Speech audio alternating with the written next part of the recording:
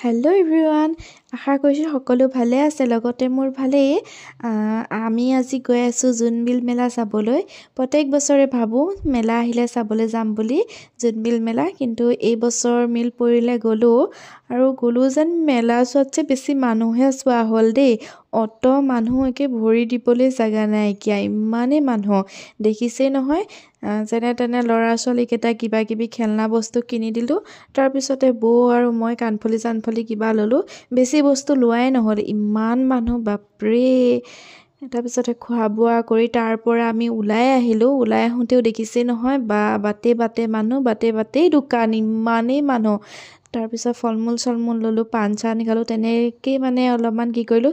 তাৰপিছতে আহি পেলাই দেখিছে নহয়, গেটৰ মুখখন পাইছোঁ। মানে প্ৰথমতে আমি গেট দি সোমোৱাই নাছিলোঁ, তেওঁ ইমান মানুহ। মৰিগাঁৱতে ৰখি চাহ তাহ খাই ল'লোঁ।